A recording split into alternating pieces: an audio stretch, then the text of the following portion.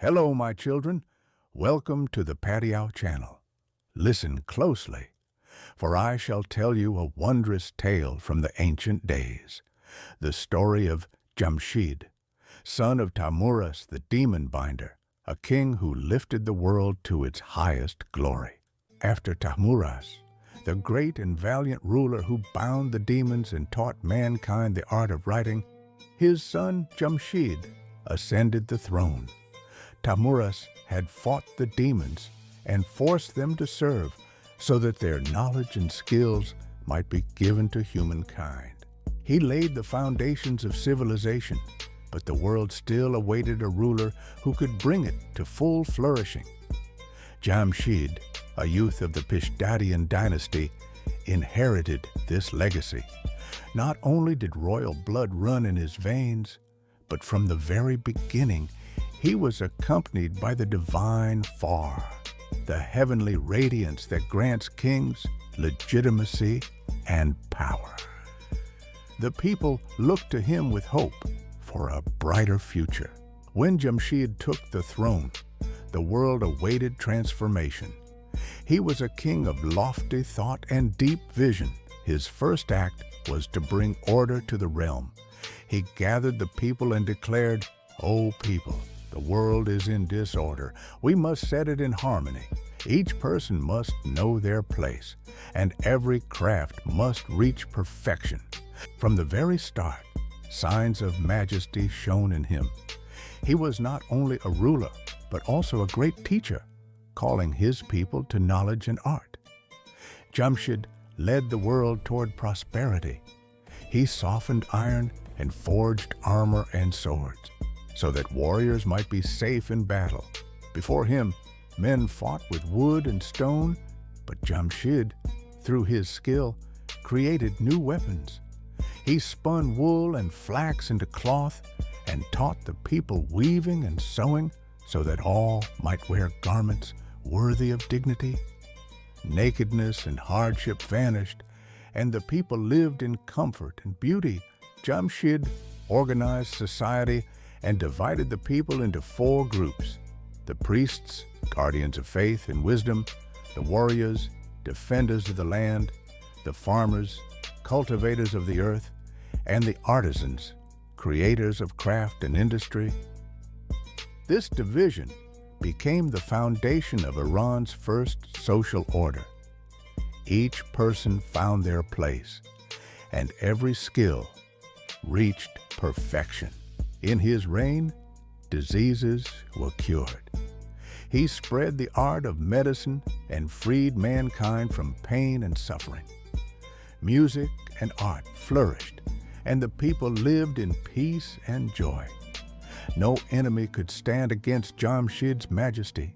One of Jamshid's greatest legacies was the festival of Nowruz. When the sun entered Aries and spring began, Jamshid declared that day a celebration. He sat upon a golden throne, adorned the world, and the people gathered around him. That day was called a new day, the beginning of spring and of renewed life. From then on, every year the people of Iran celebrated it, and Nowruz has remained alive to this very day. For 700 years, the world lived in glory and abundance. The people dwelt in comfort. The earth was fruitful, and no sorrow cast its shadow upon their hearts. In those times, Iran became a land without equal, a kingdom that ruled not only over its people, but over nature itself. No enemy dared attack. Borders were secure, cities were prosperous, and hearts were joyful.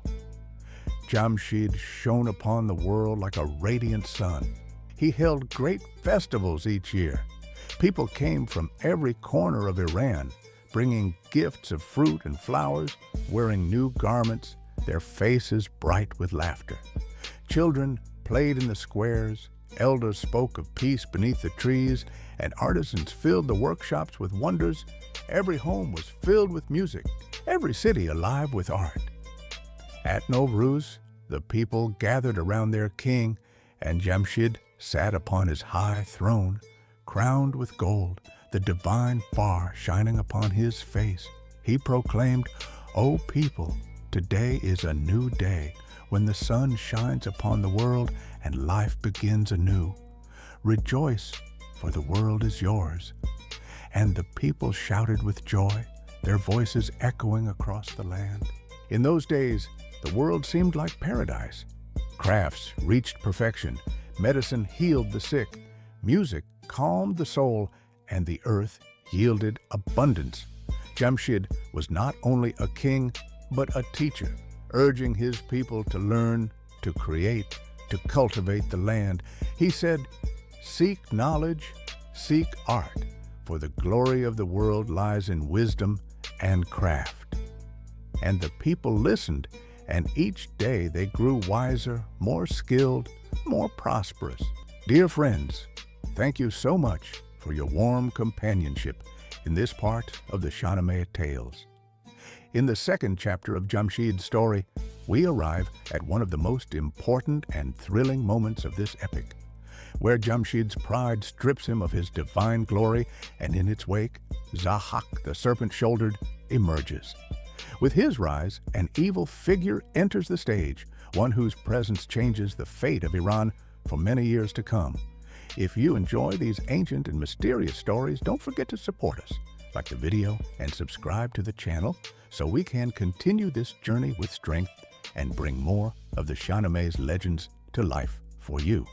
In the upcoming episodes, new and astonishing adventures await. Stay with us, and until we meet again in the next part, farewell. Stay with us, and until we meet again in the next part, farewell.